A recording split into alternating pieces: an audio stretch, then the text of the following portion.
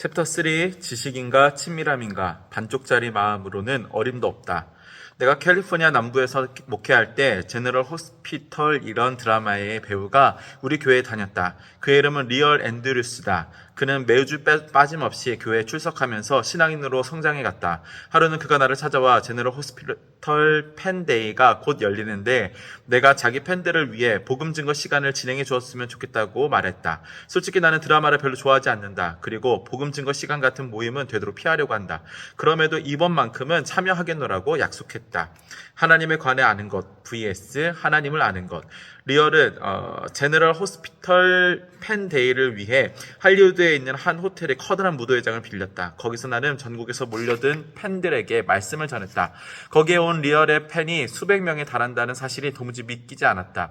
내게 그는 그저 교회에서 매주 만나는 친구일 뿐이었다. 하지만 이 팬들에게는 전설적인 드라마에 나오는 전설적인 스타였다. 내가 도착했을 때 팬들은 리얼에 관해 가장 많이 알고 있는 사람을 뽑기 위해 치열한 경쟁을 벌이고 있었다. 다들 그에 관해 모르는 게 없었다. 팬들이 말하는 사실 중에 내가 모르는 사실이 태반이었다. 그들은 그가 태어난 곳이며 졸업한 고등학교, 자녀의 나이, 심지어 그의 음식 알레르기까지 줄줄이 꿰고 있었다.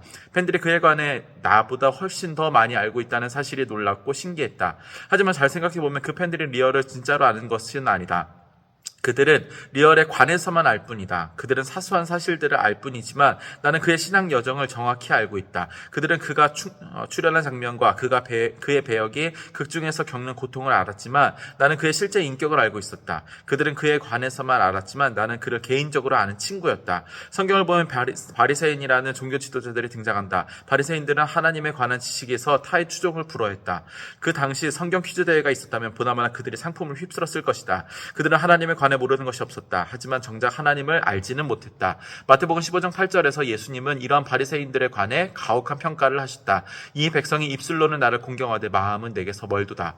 이보다 더 팬을 정확하게 표현한 말도 찾아보기 힘들다. 바리새인처럼 팬도 머리로는 하나님을 열심히 연구하지만 그분께 마음을 들이지는 않는다. 하나님에 관한 지식은 넘쳐나지만 하나님을 진정으로는 알지 못한다. 지식과 친밀함, 이것이 팬과 제자를 가르는 결정적인 차이 중 하나다.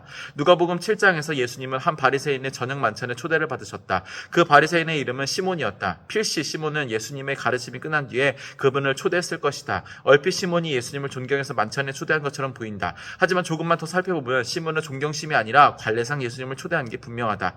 이런 만찬에는 몇 가지 중요한 에티켓이 있었다. 예를 들어 귀빈이 오면 입맞춤으로 환영하는 것이 관례였다. 손님의 사회 계급이 자신과 동등하면 뺨에 입술을 맞추었다.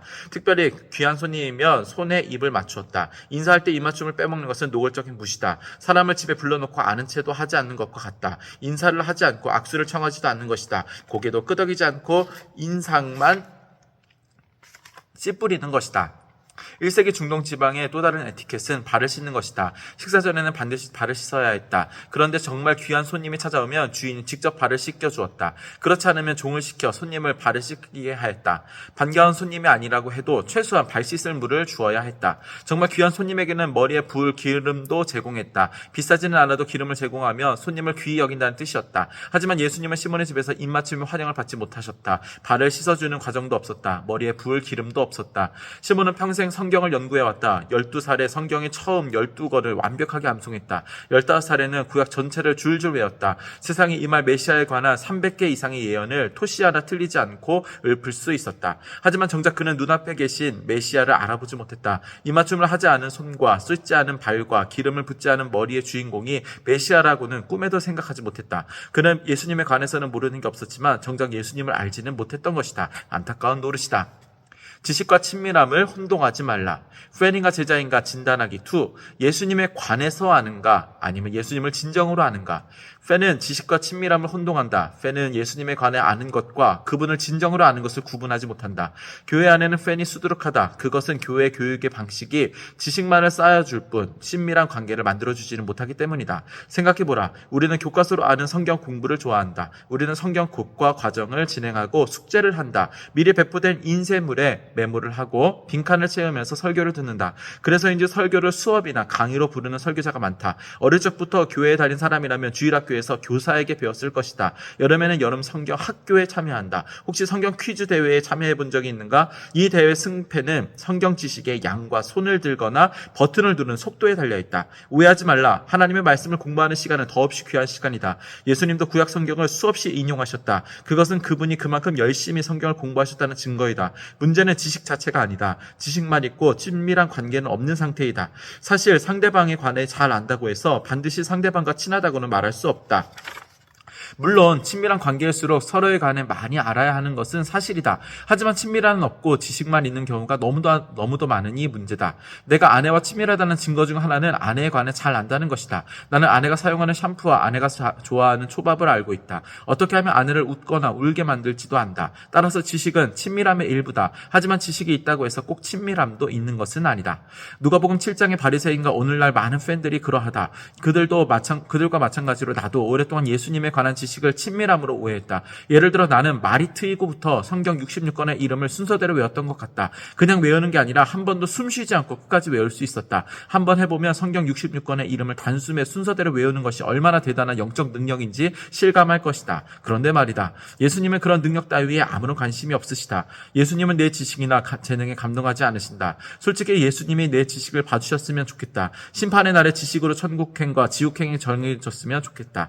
예수님이 우리 모두를 한 자리에 모아놓고 말씀하신다. 자, 이렇게 하자. 성경 66권의 이름을 단숨에 말할 수 있는 사람은 다 이리로 오라. 기회는 2번까지 주겠다. 그래도 통과하지 못한 사람은 저쪽으로 가라.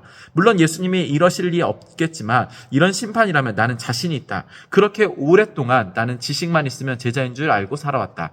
나는 기독교 집안에서 태어나 주일 예배를 거의 빠져본 적이 없다. 아주 어릴 적부터 주기도문과 요한복음 3장 16절, 시편 23편을 달달 외웠다. 5살쯤에는 엄마가 넥타이를 메고 교회에 가라고 해서 울고불고 난리를 쳤다. 엄마가 참을성 있게 달래며 이유를 묻자 나는 눈물을 뚝뚝 흘리며 대답했다. 넥타이를 매면 설교해야 하잖아요.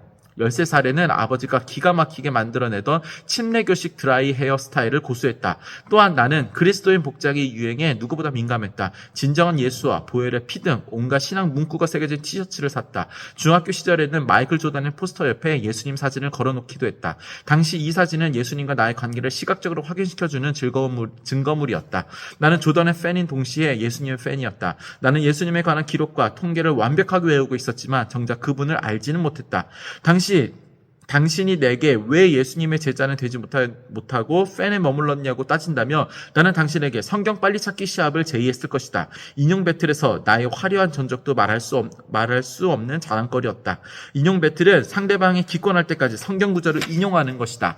춤을 추는 댄스 배틀과 똑같다. 나의 인용 배틀 실력은 영화 배우 벤 스틸러의 댄스 배틀 실력에 버금간다. 어린 시절에 나는 종교적 전통과 도덕적 법규를 잘 지키면 예수님의 제자라고 생각했다. 나는 술을 입에 대지 않고 욕을 최소한 입 밖으로는 내지 않았으니 누가 뭐래도 예수님의 제자였다. 사실 나와 친구들은 기독교식 욕을 만들어낼 정도로 헌신적인 제자였다.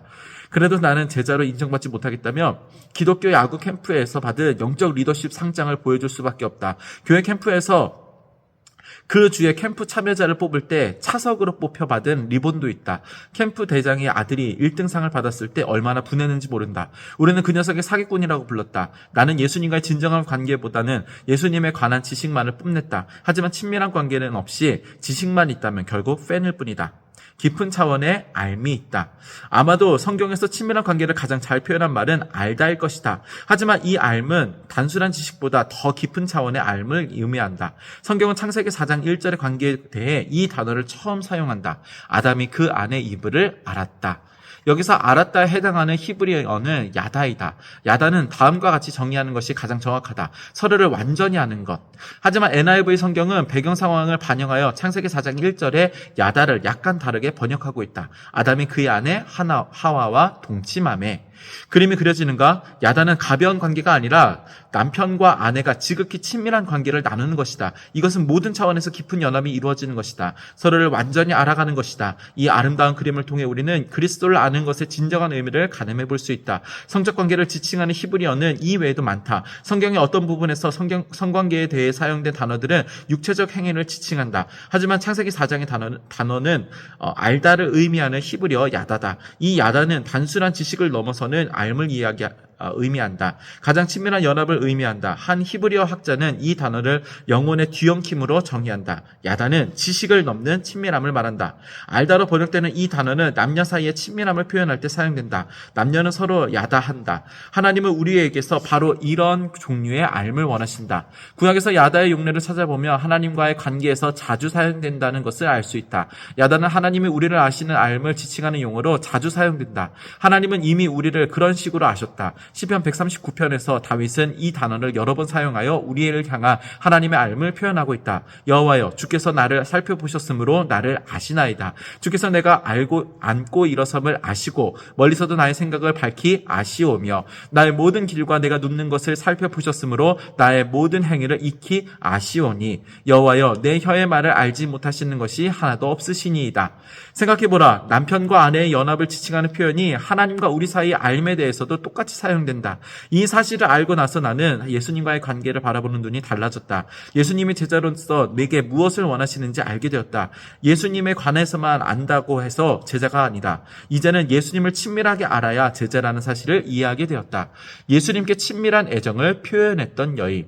누가복음 7장의 바리새인 시몬은 예수님에 관해서는 알았지만 그분을 진정으로 알지는 못했다. 그의 마음은 예수님에게서 멀어져 있었다. 그는 눈앞의 랍비가 자신이 평생 연구해온 약속의 메시아라는 사실을 알아채지 못했다.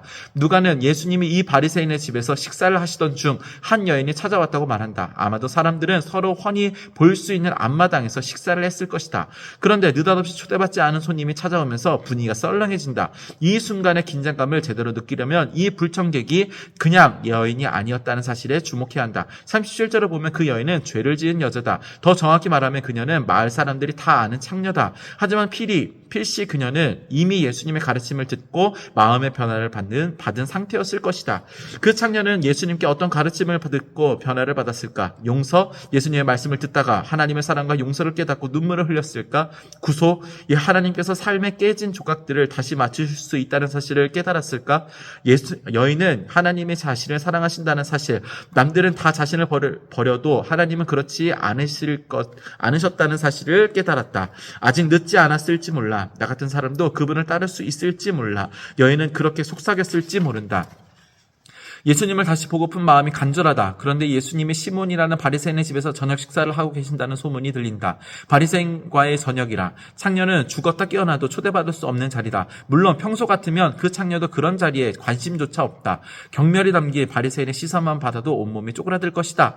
그러니 시몬 같은 사람의 근처에는 얼씬도 하지 않는 것이 그녀에게도 이롭다. 하지만 이번만큼은 어쩔 수 없다. 예수님을 꼭 만나야 한다. 창녀가 바리새인의 집 마당으로 들어가기란 여간 곤혹스러운 일이 아니다. 하지만 지금 그녀의 눈에는 예수님 외에 아무것도 보이지 않는다. 창피함 따위는 생각지도 않는다. 어떻게든 예수님을 향한 애정을 표현하고 싶은 마음뿐이다. 그래서 여자는 무모하고 충동적이고 부적절해 보이는 행동을 한다. 하지만 그 행동이야말로 예수님의 제자에게 원하시는 행동이다. 그 현장을 머릿속으로 그려보라. 예수님이 탁자에 몸을 기대어 계신다. 다들 의자에 앉지 않고 쿠션을 댄 팔걸이에 기대어 있다. 사람들의 발은 탁자에서 떨어져 있다. 그때 여인이 다가와 예수님의 먼지 묻은 발 앞에 선다. 순간 장내가 쥐죽은 듯 조용해진다. 모든 시선이 쏠린다. 다들 여인이 누구인지 잘 알고 있다. 저 더러운 창녀가 여기서 뭘 하고 있는 거야? 여인이 주위를 둘러본다. 익숙한 경멸의 눈빛이 사방에서 자신을 노려본다. 여인을 보기 싫어 아예 두 눈을 감은 사람도 있다. 하지만 예수님의 눈빛을 보니 자신의 마음속에서 벌어진 일을 이미 알고 계신 듯하다. 따스한 미소, 예수님만큼은 자신을 반기시는 듯하였다.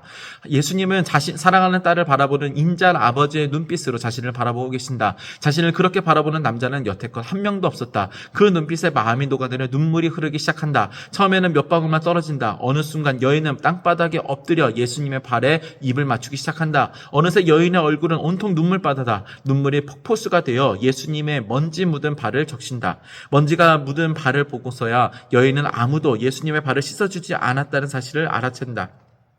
여인은 수건을 요청할 수 없다. 그래서 자신의 머리카락을 푼다. 당시 여인네들에게 반드시 머리카락을 묶고 밖으로 나갔다.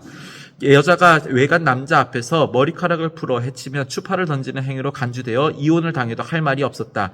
이 창녀가 예수님 앞에서 머리카락을 풀자 곳곳에서 침 삼키는 소리가 들린다. 여인은 눈물로 예수님의 발을 씻고 머리카락으로 닦아낸다. 이어서 누가는 이 여인이 향유를 담은 옥합을 가져왔다고 말한다. 이 향유는 여인의 목 주위에 바르는 일종의 향수였을 가능성이 높다. 짐작했을지 모르겠지만 여인의 직업상 향수는 매우 중요한 물건이다. 하루에 한 방울만 뿌려도 수많은 남자를 상대할 수 있었을 것이다. 하지만 지금 그 귀한 향수를 통째로 붓고 있다. 여인은 향수, 아니 자신의 삶 전체를 예수님의 발에 붓고 몇 번이고 입을 맞춘다. 이 이야기의 끝부분에서 예수님은 시몬에게 말씀하신다. 이 여자를 보느냐? 내가 내 집에 들어올 때 너는 내게 발을 씻을 물을 주지 아니하였을 때 이 여자는 눈물로 내 발을 적시고 그 머리털로 닦았으며 너는 내게 입맞추지 아니하였을 때 그는 내가 들어올 때부터 내 발에 입맞추기를 그치지 아니하였으며 너는 내 머리에 감람유도 붓지 아니하였을 때 그는 향유를 내 발에 부었느니라. 누가복음 7장 44절에서 46절까지 말씀. 결국 모든 지식을 갖춘 종교 지도자는 팬이었고 예수님께 친밀한 애정을 표현했던 창녀는 제자로 판명이 났다. 이제 우리 자신에게 물어보자. 나는 이 이야기에서 어떤 인물에 가까운가? 누가복음 7장의 이 여인처럼 예수님과 친밀한 시간을 보낸 적이 있었는가? 예수님 앞에 자신을 완전히 쏟아낸 적이 있는가? 눈물을 흘리며 예수님께 사랑의 표현을 해본 적이 있는가? 창피를 무릅쓰고 예수님께 애정을 표현해 본 적이 있는가? 다시 말해 예수님에 관해서가 아니라 예수님을 진정으로 알고 있는가? 진정한 제자 이야기 2. 나는 리치 에드워즈이다. 2006년 2월 10일 인생이 순조롭게만 풀려갔다. 척추 지압 병원은 날로 번창해갔고 두 아들과 헌신적인 아내가 있었다. 그런데 2월 11일에 모든 것이 변했다. 친구들을 만나 멧돼지 사냥을 하기 위해 오두막집으로 가는 중이었다. 운전에 가는 내내 극심한 가뭄의 흔적이 보였다. 모든 것이 말라 비틀어져 있었다. 오두막집으로 이어지는 도로에 진입할 즈음에는 이미 주위가 캄캄해져 있었다. 그런데 갑자기 차가 도로에서 벗어나 1.5m 두께의 숲풀에 빠졌다. 나는 차를 빼려고 전진과 후진을 반복했다. 그 바람에 마찰열로 숲풀에 불이 붙었다. 그리고 순식간에 차에서 거대한 불길이 치솟았다. 다급해진 나는 문을 열려고 했지만 전자 시스템이 타버려 꼼짝없이 안에 갇히고 말았다. 잠시 후 창문이 폭발했다. 그 뒤로는 아무 기억이 없다. 차에서 어떻게 빠져나왔는지도 모르겠다. 그 다음으로 나는 기억은 멈추지마, 계속해야 해 라고 스스로에게 말하면서 오두막집까지 걸어간 것이다. 오두막집에 도착하자 친구들은 내가 SF 영화에나 나올 법한 나뭇잎 모양의 사냥복을 입고 있는 줄 알았다. 하지만 나는 위장한 것이 아니었다. 피부가 타고 찢어져서 그렇게 보인 것이다. 응급수송 헬리콥터가 나를 화상 전문 병원으로 후송했다. 의사들은 얼굴을 회복시킬 수 없고 시력뿐 아니라 왼손의 기능마저도 잃을 가능성이 높다고 말했다.